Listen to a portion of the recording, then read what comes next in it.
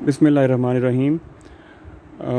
आपने देख लिया था पिछले लेक्चर में कि इन्फ्लुएंस लाइन डायग्राम कैसे बनती है फॉर एनी फंक्शन, और फंक्शन का मतलब था कोई रिएक्शन या कोई शेयर किसी पॉइंट पे या किसी पॉइंट पे मोमेंट निकालनी हो तो इन्फ्लुएंस लाइन कैसी नज़र आएगी।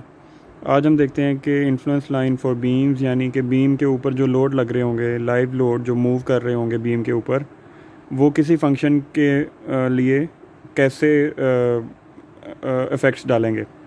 जैसे अगर किसी एक सपोर्ट का रिएक्शन देखना है किसी बीम के नीचे, तो कोई भी लाइव लोड जब आगे से ऊपर से गुज़र रहा होगा तो रिएक्शन कैसा मिलेगा हमें, ये हम देखते हैं।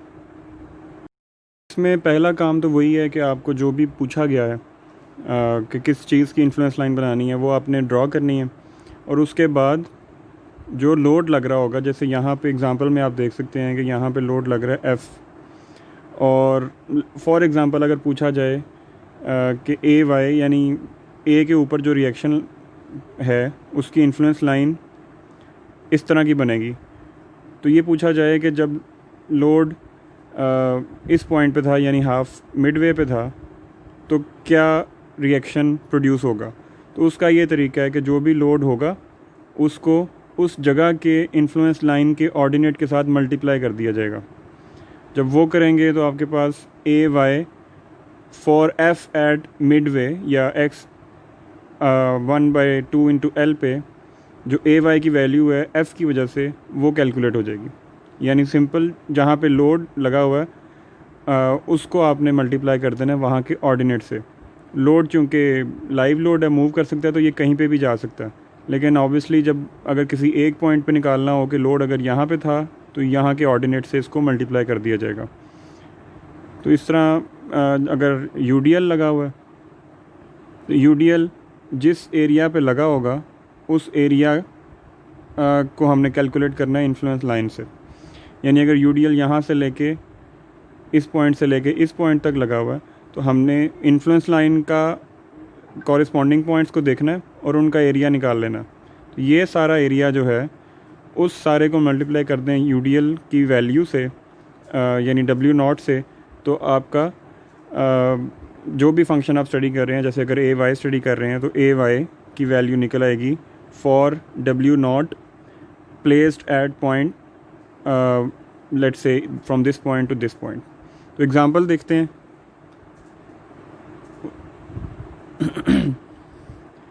एग्जाम्पल के अंदर जो चीज़ है वो पहले आपने उसकी इन्फ्लुएंस लाइन बना ली थी, उसी को आगे लेके चल रहे हैं। Determine the maximum positive share that can be developed at point C in the beam shown in figure 610A due to a concentrated moving load of 4000 pound and a uniform moving load of 2000 pound per feet। यानी आपने maximum positive share निकालना है at point C। ये point C है, A से लेके B तक 10 feet है और A से लेके C तक 2.5 फीट है। तो पहला काम आप क्या करेंगे कि फॉर VC आप इन्फ्लुएंस लाइन बनाएंगे, और ये आपने पिछले लेक्चर में देख लिया था, ये बना ली थी, और वो बनाने का तरीका आपने फॉलो करना है।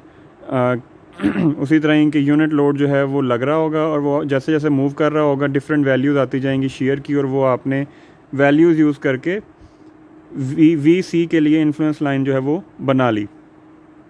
अब दूसरा जो क्वेश्चन है जो उसने नई चीज़ दी है जो पिछले क्वेश्चन में नहीं थी, वो ये है कि एक कंसनट्रेटेड लोड 4000 पाउंड का मूव कर रहा है और एक यूनिफॉर्म मूविंग लोड है 2000 पाउंड पर फीट।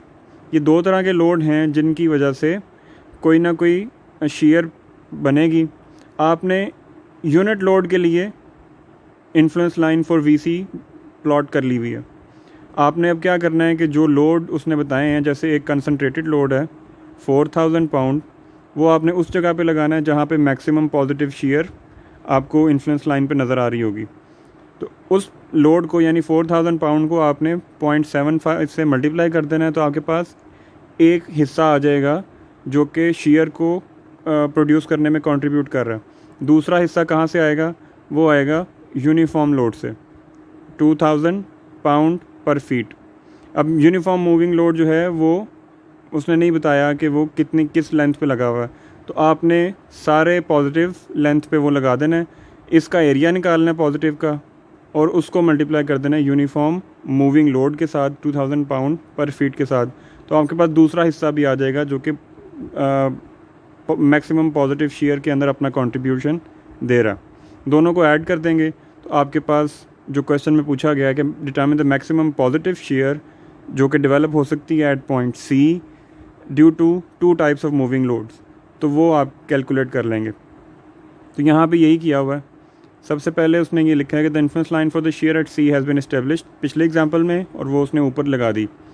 फिर कंसनट्रेटेड फोर्स की वजह से क्या होगा, जो मैंने आपको बताया कि 0.75 मल्टीप्लाइड बाय 4000 पाउंड, एक वैल्यू आपके पास आ गई। दूसरा हिस्सा कि यूनिफॉर्म लोड जो कि था 4000 पाउंड पर फीट, उसके लिए क्या किया कि यूनिफॉर्म लोड था 2000 पाउंड पर फीट। यहाँ पे 2000 पाउंड पर फीट, इसको मल्टीप्लाई कर देना area of the positive triangle. तो यहाँ पे अगर आप देखें ट्रायंगल का एरिया आपने निकालना हो, half base into height. Base आपके पास ये है जो कि है 2.5 से लेके 10 तक, यानी 7.5, और हाइट आपके पास है 0.75। तो हाफ इंटू 7.5 इंटू 0.75 जो यहाँ पे किया गया है मल्टीप्लाइड बाई 2000, तो आपके पास 5625 पाउंड आ गया। इसको और इसको ऐड करेंगे तो आपने जो क्वेश्चन में पूछा गया है कि determine the total maximum shear at C, वो आप कैलकुलेट कर लेंगे। तो इस चीज़ को आप यहाँ पे वीडियो को पॉज करके प्रैक्टिस कर सकते हैं, और नीचे उसने फिगर में भी दिखा दिया है कि अगर आप इन्फ्लुएंस लाइन के बजाय बीम के ऊपर लगाएंगे तो वो इस तरह का नज़र आएगा, यानी 4000 पाउंड जब सी पॉइंट पे लगा होगा और 2000 पाउंड पर फीट सी पॉइंट से लेके बी पॉइंट तक लगा होगा, तो इस बीम के अंदर मैक्सिमम पॉजिटिव शेयर पैदा होगी जो कि है 8625 पाउंड। अगर ये 2000 पाउंड यहाँ पे भी लगा होता तो फिर शेयर मैक्सिमम ना होती, क्योंकि फिर नेगेटिव हिस्सा जो है शेयर का वो सामने आ जाता, जिसकी वजह से 8625 से कम हो जाती। जैसे अगर यहाँ पे लगा हो, अगर यहाँ पे लोड लगा हो यूडीएल, तो आपको नेगेटिव वाले हिस्से से मल्टीप्लाई करना होगा 0.25 इंटू 2.5 इंटू 1/2, तो वो नेगेटिव में होगा तो आपका मैक्सिमम नहीं निकलेगा। यानी अगर टोटल शेयर अगर पूछा गया हो कि लोड पूरे टोटल बीम पे लगा हो तो फिर तो आप नेगेटिव वाले हिस्से पे लगाएंगे, लेकिन अगर उसने सिर्फ मैक्सिमम पॉजिटिव शेयर पूछा है तो आप सिर्फ उस हिस्से पे लगाएंगे लोड को जो कि आईएलडी में पॉजिटिव हिस्सा नज़र आएगा आपको। यहाँ पे पॉज करके आप इसको खुद से प्रैक्टिस करेंगे तो आपको बहुत जल्दी इसकी समझ आ जाएगी। अब आगे चलते हैं दूसरी एग्जांपल की तरफ, जो कि 6.8 है। इसको पढ़ लें। The frame structure shown in figure 611A is use to support a hoist for transferring loads for storage at points underneath it. It is anticipated that the load on the dolly is 3 kN and the beam CB has a mass of 24 kg per meter. Assume the dolly has negligible size and can travel the entire length of the beam. Also assume A is a pin and B is a roller. Determine the maximum vertical support reactions at A and B and the maximum moment in the beam at D. तो जो चीज़ उसने पहले बताई है पहले उसको तरतीब से समझ लेते हैं। सबसे पहले उसने कहा है कि एक यहाँ पे नीचे आपको फ्रेम स्ट्रक्चर नज़र आ रहा है जिसके अंदर एक डॉली लगी हुई है यहाँ पे, और वो डॉली जो है वो 3 kN का लोड सपोर्ट कर रही है, और ये डॉली पूरे बीम के हिस्से पे मूव कर सकती है, यानी बी से लेके सी तक ये मूव कर सकती है। और दूसरा उसने कहा कि डॉली का वेट जो है वो नेग्लिजिबल है, उसको आप नहीं लेंगे, लेकिन जो बीम है सी बी उसका जो मास है वो है 24 किलोग्राम पर मीटर, यानी इसको यूज़ करके आप इसका सेल्फ वेट निकाल सकते हैं। फिर उसने कब जो पूछे चीज़ वो ये है, उसने सपोर्ट्स का बता दिया कि एक रोलर है और एक पिन है, और फिर उसने कहा है कि 3 चीज़ें आपने देखनी हैं। पहली है maximum vertical support reaction at A, यहाँ पे लिखा हुआ है, फिर है maximum vertical support reaction at B, और फिर है कि maximum moment in the beam at D. इसका मतलब है कि आपको 3 ILD बनानी पड़ेंगी, एक for ILD for reaction at A, एक ILD for reaction at B and एक ILD for moment at point D. तो 3 तरह की आप ILD बनाएंगे, और फिर तीनों केसेस के लिए आप देखेंगे कि कहाँ पे आप लोड लगाएंगे तो आपका जो फंक्शन है जैसे रिएक्शन एट ए या रिएक्शन एट बी या मोमेंट एट डी वो मैक्सिमम आएगा। तो इसको देखते हैं क्वेश्चन को। पहले है मैक्सिमम रिएक्शन एट ए और इसके लिए इन्फ्लुएंस लाइन जो है वो यहाँ पे बनी हुई है।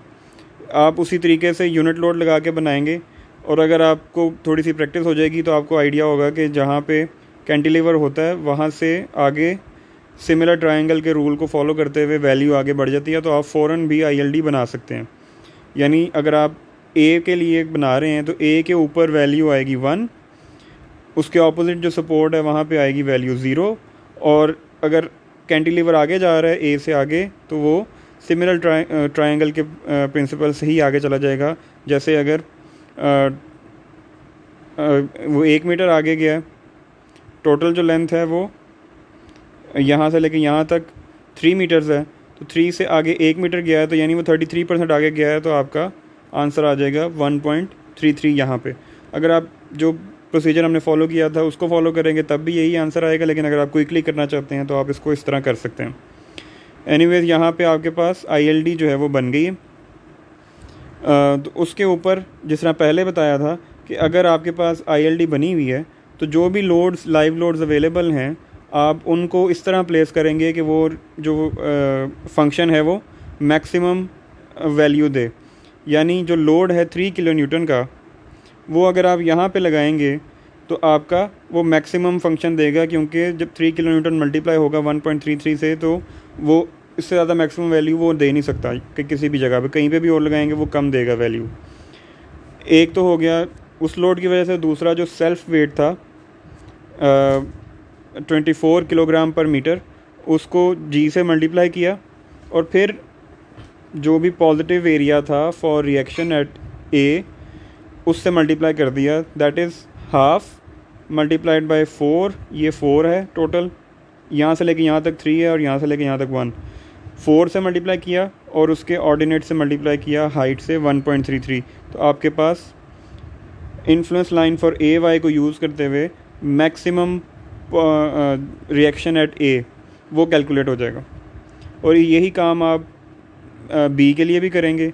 आपने ILD बनानी फॉर BY या रिएक्शन एट B, और इसकी शेप इस तरह की बनेगी जो कैसे कि B के ऊपर आप B के लिए निकाल रहे हैं तो B के ऊपर वैल्यू 1 है, A पे 0 है और कैंटिलीवर है तो उसी तरह वो आगे चला जाएगा, -0.33 बन जाएगा। और फिर उसको जब आपने रिएक्शन देखना है तो सबसे पहले तो आपने जो 3 किलो न्यूटन का जो लोड था उसको उस जगह पे लगाना जहाँ पे वो मैक्सिमम वैल्यू दे रहा है, तो आपके पास वो निकल आएगा 3000 × 1।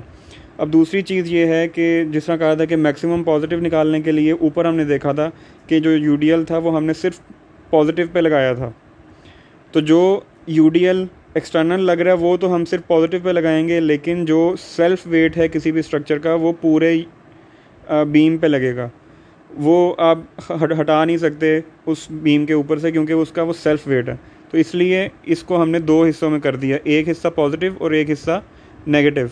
उसी तरह ही आपने 24 × G और फिर एरिया ऑफ ट्रायंगल, तो आपके पास रिएक्शन एट BY जो है वो भी कैलकुलेट हो जाएगा। उसके बाद पूछा गया था कि मैक्सिमम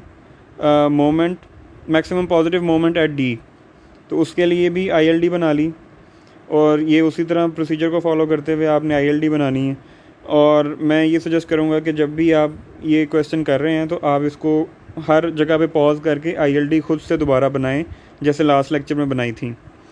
तो जब वो आपने बना ली है तो यहाँ पे आप उसी तरह ही जो लोड है, एक 3 किलो न्यूटन लोड है पॉइंट लोड जो कि एक्सटर्नल लग रहा है और बाकी जो है वो सेल्फ वेट है, तो उसी तरह ही आपने मैक्सिमम से मल्टीप्लाई कर देना है और सेल्फ वेट जो है वो पूरे बीम के ऊपर जो भी इन्फ्लुएंस बन रहा है उससे मल्टीप्लाई कर देना है, तो आपका ये आंसर आ जाएगा 2.46 किलो न्यूटन मीटर।